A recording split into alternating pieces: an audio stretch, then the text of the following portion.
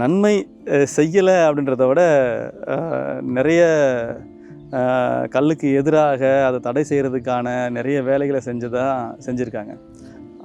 அதில் இவர் எதுவும் செய்யலை, ஆனால் இவர் செஞ்சுருக்கலாம். இவர் காலகட்டத்தில் நம்ம நிறைய போராட்டங்கள் செய்தோம், நிறைய கோரிக்கைகள் வச்சுருந்தோம்.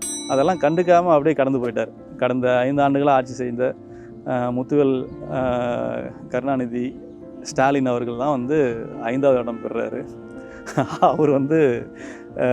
அவர் நினச்சிருந்தா நிச்சயமாக செஞ்சுருக்கலாம். ஏன்னா அவர் ஆட்சி காலத்தில் அவ்வளோ போராட்டங்கள் பண்ணியிருக்கோம், அவ்வளோ மனுக்கள் கொடுத்துருக்கோம் அவர்கிட்ட. ஆனால் அதெல்லாம் கடந்து போயிட்டார். அதனால் அவர் வந்து பனைக்காக இல்லை கல்லுக்காக எதுவுமே செய்யாத ஒரு அரசியல் தலைவரில் அவர் வந்து 5வது இடத்துல இருக்கார். 4வது இடத்துல அம்மையார் ஜெயலலிதா. அவங்ககிட்டையும் ஐயா நல்லசாமி எல்லாம் போயிட்டு நேரில் போய் சந்தித்து அவங்ககிட்ட மனு கொடுத்து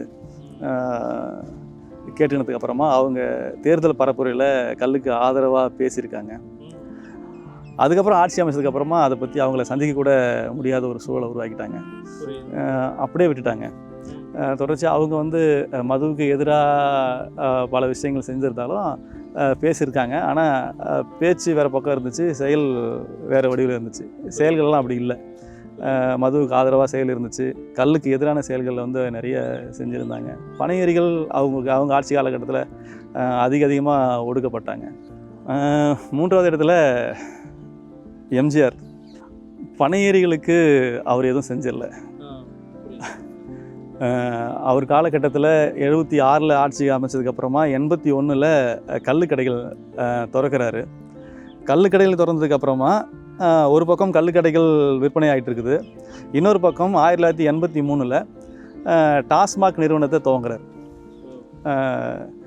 தொடர்ச்சியாக கல்லுக்கு எதிரான பிரச்சாரங்கள் அந்த 1981 அரசே நேரடியாக செய்கிறாங்க. செய்தி ஊடகங்கள் மூலமாக, திரைப்படங்கள் மூலமாக தொடர்ச்சியாக வந்து கல்லுக்கு எதிரான பிரச்சாரங்கள் நடத்துகிறாங்க. 87 கல்லுக்கடைகள் மூடப்படுது, கல்லுக்கு தடை விதிக்கப்படுது. அவர் ஆட்சி காலத்தில் நடந்துச்சு. அவங்க சொன்ன காரணம் தான் வந்து ஜீரணிக்க முடியல. கல்லில் கலப்படம் நடக்குது, கலப்படம் நடக்கிறதால அதை நாங்கள் தடை பண்ணுறோம்னு சொல்லியிருக்காங்க. அதுவும் அவங்க சொல்கிறது என்னென்னா, ஒவ்வொரு பனைமரங்களும் ஒவ்வொரு உற்பத்தி தொழிற்சாலையாக இருக்குது, ஒவ்வொரு பனைமரத்தையும் எங்களால் கண்காணிக்க முடியாது, அதனால் அதை தடை பண்ணுறோம் சொன்னாங்க. ஆனால் அவங்க ஆட்சி காலத்தில் கல் யார் விற்றாங்கன்னா பனையேறிகள் விற்கலை, கல்லுக்கடை முதலாளிகள் தான் விற்றாங்க. பனையேறிகள் இறக்கிறதுக்கு மட்டும்தான் அவங்க உரிமை கொடுக்கப்பட்டது, விற்பனை உரிமை மறுக்கப்பட்டது. அப்போது அவங்க இப்போ பனையேறிகள் விற்கலை, முதலாளி தான் விற்கிறாங்க. ஆனால் பழியை வந்து பனையேறிகள் மேலே போடுறாங்க, பனை மரத்தை மேலே போடுறாங்க, கலப்படம் செய்கிறாங்கன்னு சொல்லிட்டு. அதுதான் ஆரம்ப புள்ளியாக இருந்தது கல் தடைக்கான. இல்லை அதுதான் கடைசியாக தடை பண்ணுது. அதுக்கு முன்னாடி நிறைய கதைகள் நடந்துருக்குது. ஆமாம், அதனால் வந்து அவருக்கு வந்து 3வது இடத்தை கொடுக்கலாம். 2வது இடத்துல நம்முடைய கலைஞர் கருணாநிதி அவர்கள் தான். ஆமாம், அவர்கள் தான் வந்து 1971 முதன்முறையாக கல்லுக்கடைகள் துவங்கினார். கல்லுக்கடையில் தொடங்கி ஒரு 4 ஆண்டுகளில் திரும்ப கல்லுக்கடைகளை மூடுறார். அதுக்கான காரணங்கள் எல்லாம் அவங்க பெருசாக சொல்லலை. கல்லை வந்து ஒரு மதுவாக தான் அவங்க பார்க்குறாங்க. இப்போது கல்லுக்கடைகள் இவங்க திரும்ப தொடங்குறாங்கன்னு சொன்னால் மது விலக்கில் தளர்வை ஏற்படுத்தி தான் அவங்க தொடங்குறாங்க. அப்போது சாராய கடைகளையும் கல்லுக்கடைகளையும் ஒரே நேரத்தில் தொடங்குறாங்க. திரும்ப இவங்க தடை பண்ணும்போது சாராய கடையும் கல்லுக்கடையும் ஒரே நேரத்தில் தடை பண்ணுறாங்க.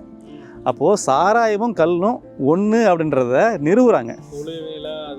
ஆமாம், உளவியலாக மக்கள்கிட்ட அதை திணிக்கிறாங்க. இந்த வேலைகளை தான் ஐயா கருணாநிதி அவர்கள் வந்து செஞ்சார். ஆமாம், அவருக்கு 2வது இடம். ஆமாம், இவர் தேர்தல் அரசியலெல்லாம் வந்து பயணிக்கலை. முழுக்க போராட்ட களங்கள் முழுக்க வந்து ஒரு அரசை அமைக்கிறதுக்கான ஒரு கிங் மேக்கராக செயல்பட்டவர்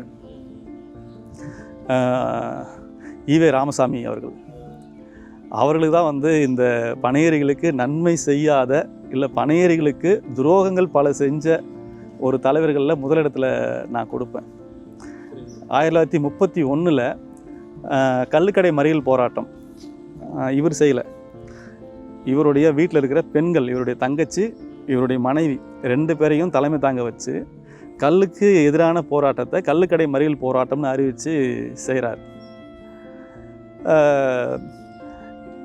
இவரே எல்லா போராட்டத்தையும், கோயில் நுழைவு போராட்டமாகட்டும், சமூக நீதி போராட்டமாகட்டும், இல்லை மற்ற போராட்டங்கள் எல்லாத்துலேயுமே வந்து இவர் தான் போயிட்டு தலைமை தாங்குவார்.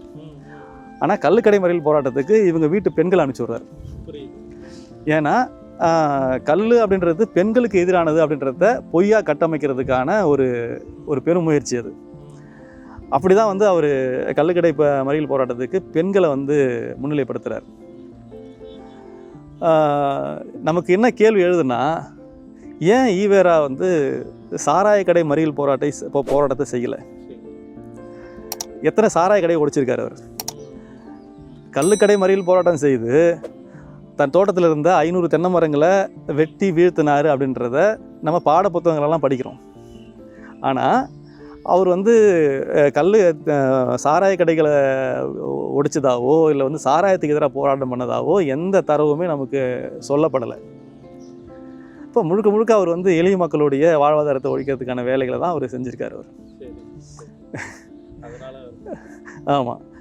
அப்புறம் அவர் வந்து 1963 மது ஆதரவு மாநாட்டிலலாம் தலைமை தாங்கி கும்பகோணத்தில் கல்லுக்கு ஆதரவெல்லாம் பேசியிருக்கார். அப்போ அவர் என்ன பேசினார்னா, கல்லுக்கு தடையும் வேண்டாம் கடையும் வேண்டாம், கல்லுக்கு கடை இருந்தால் கலப்படம் நடத்துறதுக்கான வாய்ப்பு இருக்குது, அதனால் வந்து மரத்துலேருந்து இறக்கின உடனே அங்கேயே விற்கணும், இப்படியெல்லாம் பேசியிருக்கார். கடைக்கு எதிராக பேசியிருக்கார், கல்லு கடைக்கு எதிராக பேசியிருக்கார். கல்லை இறக்கணும்னா அங்கேயே விற்பனை செய்யணும், அப்போ தான் வந்து அது வந்து இயற்கையான கல்லை மக்களுக்கு கொடுக்க முடியும், கடைக்கு போயிடுச்சுன்னா அது கலப்படம் பண்ணுவாங்க, அப்படியெல்லாம் பேசியிருக்காரு. ஆமாம். இதெல்லாம் கேள்விப்பட்டு நாங்கள்லாம் ஃபயர் விட்டோம் அவருக்கு. அடடா, ஒரு பக்கம் வந்து கல்லுக்கு எதிராக நின்றுட்டு அதுக்கப்புறம் அவர் வந்து தன்னுடைய தவறை உணர்ந்து தான் சொன்னார். அவர், நான் காங்கிரஸ் கட்சியில் இருக்கும்போது முட்டாள்தனமாக 500 தென்னை மரங்களை வெட்டிட்டேன்னு சொன்னார் அவர். இப்படியெல்லாம் பேசி கல்லுக்கு ஆதரவாக பேசிட்டாரு, கல்லுக்கு தடையும் வேணாம் கடையும் வேணான்னு சொல்லிட்டாரு அப்படின்னு சொல்லிட்டு ஃபயர்லாம் விட்டோம். அதுக்கப்புறமா பார்த்தா இன்னொரு செய்தி வருது. 1971 கலைஞர் கருணாநிதி கள்ளுக்கடைகள் திறக்கும்போது ஈரோட்டில் இவர் போயிட்டு, அதாவது ஈவேரா போயிட்டு ஒரு கடையை தலைமை தாங்கி கள்ளுக்கடையை திறந்து வச்சுருக்கார். இப்போ இவருடைய நிலைப்பாடு என்னன்னு பார்க்கணும். மாற்றி செயல்பட்டுருக்கார். ஒரு பக்கம் எதிர்ப்பாக கள்ளுக்கடை மறியல் போராட்டம் பண்ணியிருக்காரு, தென்னை மரங்களை வெட்டியிருக்காரு. இன்னொரு பக்கம் அதுக்கு ஆதரவாக போயிட்டு கல்லுக்கு கடையும் வேணாம் தடையும் வேணான்னு சொன்னவர் அப்புறம் கடை வைக்கிறதுக்கு இவர் போய் தலைமை தாங்கியிருக்கார். அதனால் அவருக்கு தான் வந்து முதலிடத்தை கொடுக்குறோம். நன்றி.